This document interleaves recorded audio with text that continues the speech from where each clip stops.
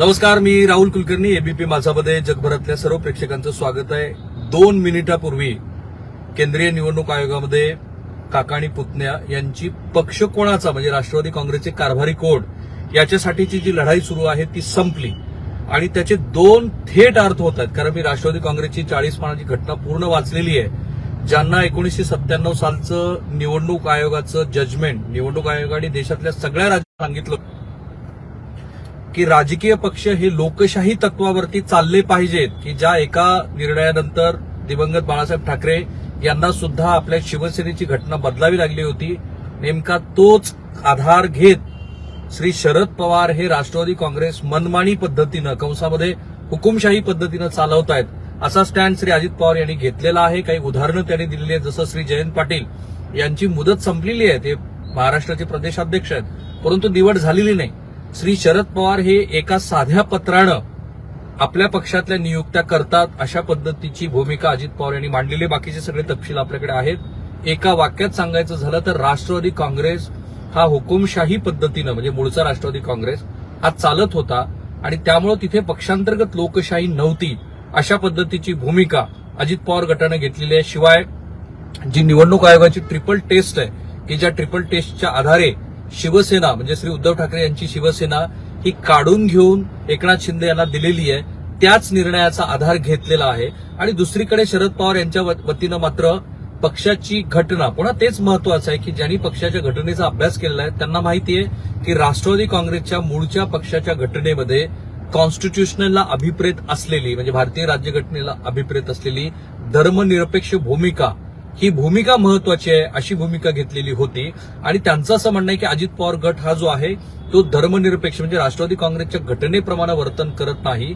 आणि सगळ्यांना माहिती आहे की श्री शरद पवार हेच राष्ट्रवादी काँग्रेसचे संस्थापक आहेत, तेच संस्थापक असल्यामुळं त्यांना सर्वाधिकार देण्यात आलेला आहे अशा पद्धतीच्या भूमिका आज घेतलेल्या आहेत. राष्ट्रवादी काँग्रेसमधला हा तिढा आता कायद्याच्या चौकटीवरती घासून पुसून पाहिला जाईल. कारण 1968 सालचं जे सिम्बॉल ऍक्ट आहे की ज्याच्यामध्ये पक्ष कोणाचा, पक्षाचं सिम्बॉल कोणाचं याचाही आधार अजित पवार गटाच्या बाजूने घेण्यात आलेला आहे. आज काय काय घडले बघा.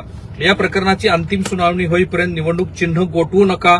मूळ राष्ट्रवादी पक्ष आमच्याकडेच आहे, त्यामुळे चिन्हही आमच्याकडे राहू द्या अशी विनंती श्री शरद पवार गटाच्या वतीनं करण्यात आलेली आहे. कारण आपल्याला सगळ्यांना माहिती आहे की निवडणूक आयोगानं सुरुवातीला उद्धव ठाकरे यांच्या प्रकरणामध्ये आधी निवडणुकीचं चिन्ह गोठवलं, पण नंतर मात्र धनुष्यबाण चिन्ह हे एकनाथ शिंदे यांना दिलं. इथं शरद पवार यांच्या वतीनं अशी विनंती करण्यात आलेली आहे की जोपर्यंत निकाल होत नाही, कारण आता विधानसभेच्या निवडणुका आहेत, लोकसभेच्या निवडणुका आहेत, तोपर्यंत चिन्ह गोठवा. शिवसेनेच्या प्रकरणात सर्वाधिक संख्याबळ असल्याच्या गटाला पक्षाचं नाव व चिन्ह देण्यात आलंय. या आधारावर आम्हालाही राष्ट्रवादी काँग्रेस पक्षाचं नाव व चिन्ह मिळायला हवं असा युक्तिवाद अजित पवार गटाच्या वतीनं करण्यात आलाय. ज्यांनी सुप्रीम कोर्टाचं आणि निवडणूक आयोगाचं उद्धव ठाकरे यांच्या संदर्भातलं जे निकालपत्र आहे ते वाचलं असेल, त्या निकालपत्रामध्ये जी ट्रिपल टेस्ट आहे त्या ट्रिपल टेस्टपैकी पक्षातले कार्यकर्ते कोणाकडे, पक्ष पदाधिकारी कोणाकडे, पक्षाचे जिल्हानिहाय कार्यकर्ते कोणाकडे, ह्या ट्रिपल टेस्ट मधले जे महत्वाचे भाग होते की विधिमंडळातला आणि लोकसभेतला पक्ष कोणाचा, तो निकष लावून उद्धव ठाकरे यांची शिवसेना काढून एकनाथ शिंदे यांच्याकडे ती दिलेली आहे. इथे असंच अजित पवार यांनी स्टँड घेतलेला आहे की पक्षाचं जे संख्याबळ आहे ते बघायला हवं. जे की त्यांनी सांगितलं की जवळपास 53 पैकी 43 आमदार आमच्याकडे आहेत, एक राज्यसभेतला खासदार आणि एक लोकसभेतला खासदार आहे. आणि मग जे निवडणूक आयोगाने पूर्वी केलं उद्धव ठाकरे यांच्याबद्दल की त्यांच्या आमदार आणि खासदारांना मिळालेल्या मताची टक्केवारी किती, त्या आधारावरती ते देण्यात आलेलं आहे. इथं सुद्धा म्हणजे जसं शिवसेनेमध्ये घडलंय, कारण हे ताजं प्रकरण आहे, त्याचे बरेचसे संदर्भ इथं आलेले आहेत. आणि राष्ट्रवादी काँग्रेसचा राष्ट्रीय पक्षाचा दर्जा गेला, त्याचा इथे अजित पवार गटानं कसा वापर केलाय बघा. त्यांचं असं म्हणणं आहे की राष्ट्रवादी काँग्रेस पक्षाचा राष्ट्रीय दर्जा गेलेला आहे, त्यामुळे आमदारांची संख्याच महत्वाची आहे जी की ऑब्व्हियसली अजित पवार यांच्याकडे आहे. त्या आधारेच पक्ष कोणाचा हे ठरवता येईल.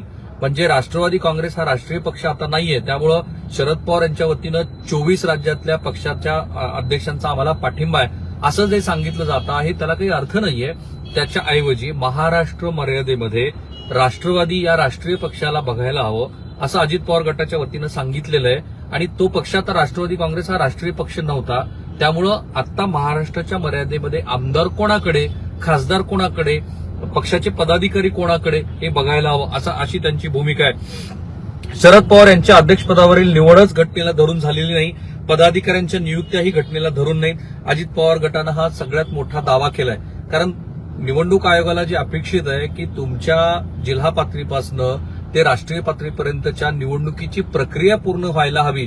इथं अजित पवार गटाचं असं म्हणणं आहे की श्री शरद पवार हे हुकुमशाही पद्धतीनं, त्यांनी हा शब्द थेटपणे जरी वापरलेला नसला तरी मनमानी शब्द आणि कंसामध्ये हुकुमशाही पद्धतीनं असं सांगितल्याचा फायदा त्यांना हा होऊ शकतो की जे निवडणूक आयोगाला अपेक्षित आहे. आणि कुठल्याही प्रादेशिक राजकीय पक्षामध्ये ज्या पक्षामध्ये ऑब्व्हियसली एक घराणं ते पक्ष चालवत असतं, अगदी अक्रॉस नेशन आपण ते बघितलेलं आहे, तिथे निवडणुकांचा फार्स होतो ही वस्तुस्थिती आहे. कालपर्यंत अजित पवार हे शरद पवार यांच्या बरोबर होते, त्यांनाही हे पूर्णपणे माहिती होतं. पण आता तीच गोष्ट शरद पवार यांच्या विरोधामध्ये वापरण्याचा हा प्रयत्न सुरू आहे. कारण निवडणूक आयोगानं पक्षांतर्गत लोकशाही आम्हाला अपेक्षित आहे अशा पद्धतीचा आदेश 1997 साली काढलेला होता.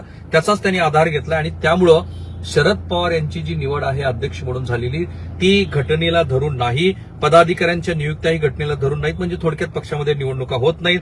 अजित पवार गटानं हा आक्षेप घेतलाय. निवड प्रक्रियेतील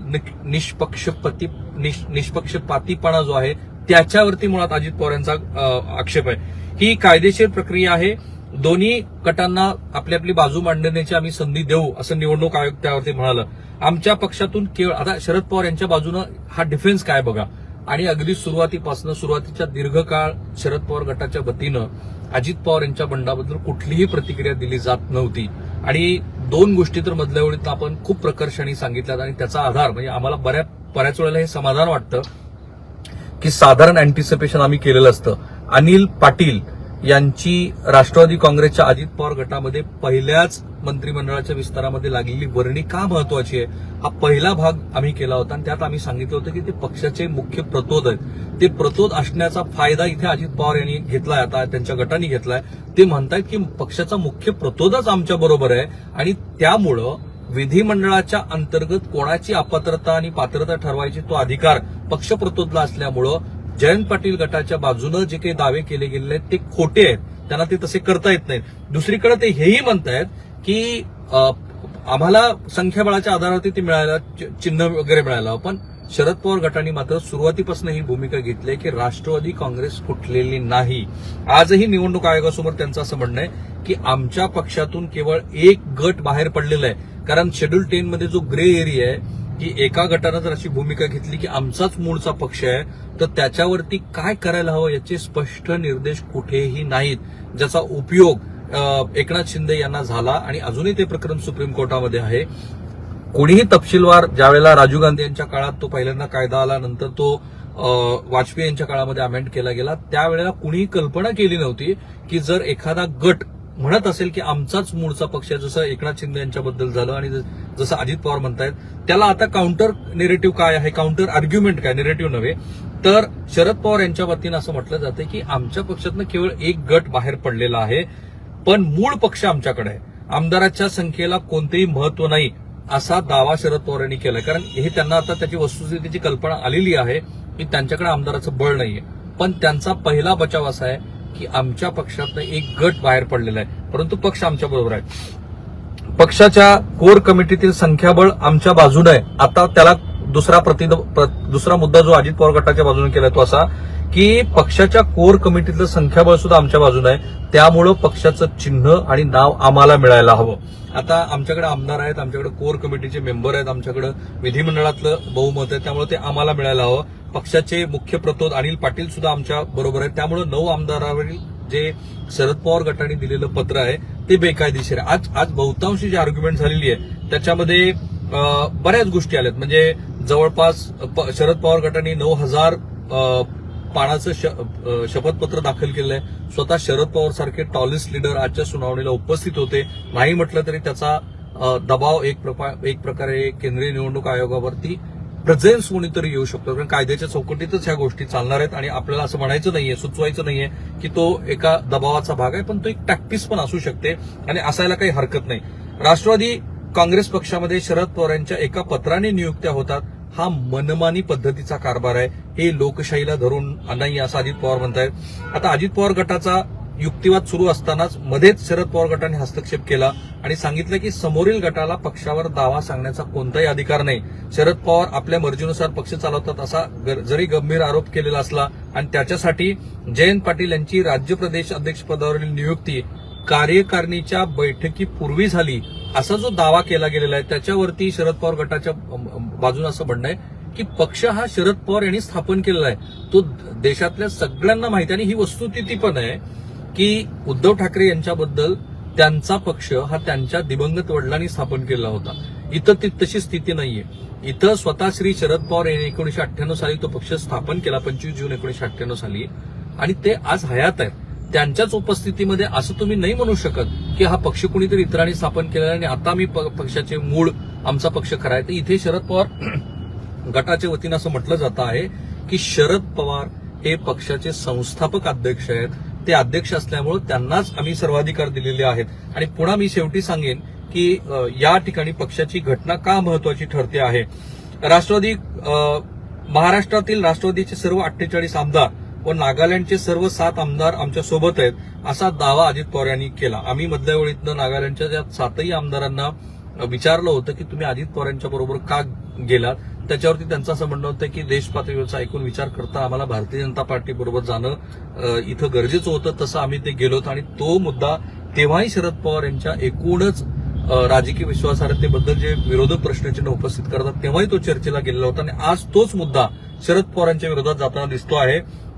नागालँडच्या 7 आमदारांनी शरद पवार यांच्या बाजूऐवजी अजित पवार यांची बाजू घेतलेली असल्यामुळं ते आणि महाराष्ट्रातले 48 आमदार हे आपल्या बरोबर आहेत. म्हणजे जवळपास 55 आमदारांचा 54-55 आमदारांचा आपल्याला पाठिंबा आहे अशा पद्धतीचा दावा अजित पवार यांच्या वतीनं करण्यात आलेला आहे. लोकसभेतील 5 पैकी 1 खासदार, राज्यसभेतील 4 पैकी 1 खासदार आमच्या बरोबर आहेत असं अजित पवार म्हणतायत. तर शरद पवार यांच्यासोबत आज श्री जितेंद्र आव्हाड, खासदार वंदना चव्हाण या निवडणूक आयोगामध्ये उपस्थित होता. शरद पवार तो ऑब्व्हियसली होतेच. दोन्ही गटांनी आपापले दस्तावेज निवडणूक आयोगासमोर सादर केले. आता एक पत्रकार म्हणून आम्ही तुम्हाला सांगतो की बरीच काळ आम्ही हा प्रयत्न करत होतो की दोन्ही बाजूचे दावे काय, आणि या क्षणापर्यंत दोन्ही बाजूचे जे कायदेशीर दावे निवडणूक आयोगामध्ये सादर करण्यात आलेले आहेत ते पब्लिक डोमेनमध्ये नाहीत. आज जरी 24 पानाचा याचिका अजित पवार गटाच्या वतीनं केली गेलेली असली तर त्यातली कुठलीही प्रत, काही कागद आज माध्यमाच्या समोर आलेली आहेत, पण त्याच्याशिवाय फारसे तपशील नाहीत. जसे की अजित पवार यांची 30 जूनला जी बहुमतानं निवड झाली त्या बहुमताचा आधार काय, कारण कोणालाही माहिती नाही की अजित पवार यांची जी बहुमताची निवड झाली ती कुठे झाली, कशा पद्धतीची झाली. पण ऑब्व्हियसली ज्या वेळेला हे सगळे कागदपत्र बाहेर येतील त्यावेळेला हे कळेल. शरद पवार यांच्या वतीनं अभिषेक मनु सिंघवी हे युक्तिवाद करतायत, तर अजित पवार यांच्या वतीनं महेश जेठमलानी हे युक्तिवाद करतायत. अजित पवार समर्थकांनी जी बंडखोरी केलेली होती त्याच्याबद्दलचे हे सगळे तपशील होते. आणि आतापर्यंत जो घटनाक्रम आहे तो घटनाक्रम पण फार महत्वाचा आहे. 30 जूनला अजित पवार गटाने पक्षाध्यक्ष पदावर दावा करणारं एक पत्र निवडणूक आयोगाला दिलं. 5 जुलैला अजित पवार गटाने पक्षाध्यक्षपदी बहुमतानं अजित पवार यांची निवड झाल्याचा ठराव केला आणि आमदारांची शपथपत्र निवडणूक आयोगाला सादर केली. निवडणूक आयोगानं शरद पवार गटाची प्रथम सुनावणी घ्यावी असं कॅवेट श्री जयंत पाटील यांनी आज त्यावेळेला निवडणूक आयोगामध्ये सादर केलं होतं. आणि आज एक मोठी त्यांनी सायकोलॉजिकल पण खेळी केली. त्यांनी थेट विधिमंडळाचे अध्यक्ष श्री राहुल नार्वेकर यांनी कुठलाही निर्णय अजित पवार गटाच्या आमदारांच्या अपात्रतेबद्दल घेतलेला नसताना जयंत पाटील हे आज थेट सर्वोच्च न्यायालयामध्ये गेलेत. आज त्यांची याचिका रिव्हील झाली आणि त्या याचिकेवरती निवडणूक विधिमंडळाच्या अध्यक्षांना तुम्ही निर्देशित करावं अशा पद्धतीची भूमिका घेऊन ते सर्वोच्च न्यायालयामध्ये गेलेले. अशा पद्धतीचं एक मेंटल टॅक्टिक्स पण सध्या सुरू आहे. निवडणूक आयोगानं राष्ट्रवादी काँग्रेसमध्ये 2 गट असल्याचं मान्य केलं. जरी शरद पवार हे म्हणत नसले तरी निवडणूक आयोगाने ते मान्य केलं, म्हणूनच आजची ही सुनावणी सुरू आहे. यासंबंधी सुनावणी घेण्यापूर्वी निवडणूक आयोगानं दोन्ही गटाला लेखी उत्तर मागवलं होतं. त्यांना 3 आठवड्याची मुदत दिलेली होती. 3 आठवड्यामध्ये पक्षाचं नाव, चिन्ह या संदर्भातले कागदपत्र सादर करायला सांगितले होते. सुरुवातीला शरद पवार गटानं मला आठवतं की 4 आठवड्याची वेळ वाढवून घेतली. 4 सप्टेंबरपर्यंत उत्तर देण्याची निवडणूक आयोगानं नंतर त्याला सुचवलं होतं. 8 सप्टेंबरला शरद पवार गटानं निवडणूक आयोगाकडे लेखी उत्तर पाठवलं. या उत्तरात राष्ट्रवादी काँग्रेसमध्ये 2 गट पडले नसून काही जणांनी सत्तेत सहभागी व्हायचा निर्णय वैयक्तिकरित्या घेतला आहे. त्यामुळे राष्ट्रवादी काँग्रेस पक्ष एक संघ पक्ष आहे अशी भूमिका त्यांनी घेतली होती. त्याच्यावरती अजित पवार यांनी असं म्हटलं की बहुसंख्य आमदार आमच्या सोबत आहेत, त्यामुळे त्यांच्या सहमतीने राष्ट्रवादी पक्ष हा सत्तेत आलेला आहे. आता 6 ऑक्टोबरपासून ही सुनावणी सुरू झालेली. या सगळ्या सुनावणीचे हे जे सगळे तपशील आहेत ना, हे तपशील हे यासाठी महत्वाचे आहेत की आता ही निवडणूक आयोगाची सुनावणी संपली. शरद पवार हे आपले वकील आणि सहकार्यासह आयोगाच्या कार्यालयातून बाहेर पडलेले आहेत आणि इथून पुढे तारीख येईल. मी जे म्हणालो की राष्ट्रवादी काँग्रेसमधली घटना फार महत्वाची आहे. राष्ट्रवादी काँग्रेसमध्ये सर्वसाधारणपणे जिल्हा, राज्य, युनियन टेरिटरी, केंद्रीय समिती, त्याच्यामध्ये पण डिसिप्लिनरी कमिटी आणि कार्यकारी मंडळ यांना या पद्धतीची ती रचना केली आहे. डिसिप्लिनरी कमिटीची पण एक वेगळी रचना केलेली आणि ह्या सगळ्या रचनेचे जे सर्वाधिकार आहेत ते श्री शरद पवार यांना देण्यात आलेले आहेत, म्हणजे पक्षाच्या अध्यक्षाला. आता एका पद्धतीनं ज्यावेळेला श्री अजित पवार यांनी पक्षाच्या विरोधी भूमिका घेतली, त्यानंतर पक्षांतर्गत बऱ्याच गोष्टी घडल्या असाव्यात ज्या अजूनही पब्लिक डोमेन, जसे की डिसिप्लिनरी कमिटीची एक बैठक झाली असावी. ती डिसिप्लिनरी कमिटीची बैठक झाल्यानंतर त्याचा अहवाल राज्य पातळीवरती गेलेला असावा. तो अहवाल आता केंद्रीय पातळीवरती गेला, जशी काल बैठक झाली आणि त्या बैठकीच्या नंतर मग शरद पवार यांनी अजित पवार हे कसं पक्षाच्या विरोधात वर्तन करतायत अशी ती भूमिका घेतली. एक गोष्ट तर स्पष्ट आहे की अजित पवार या गटाने आज निवडणूक आयोगासमोर भूमिका घेतली, ती म्हणजे शरद पवार हे मनमानी हुकुमशाही पद्धतीने पक्ष चालवत आहेत आणि त्याला आज जरी नसला तरी निवडणूक आयोगाने जो राजकीय पक्षासाठी घालून दिलेली चौकट आहे त्याचा आधार आहे. दुसरीकडे पक्षाच्या घटनेमध्ये असलेल्या ज्या गोष्टी आहेत त्या गोष्टीचं उल्लंघन अजित पवार यांनी केलेलं आहे आणि त्या उल्लंघनामुळेच त्यांच्यावरती आम्ही कारवाई करतो आहोत असा श्री शरद पवार या गटाचा दावा आहे.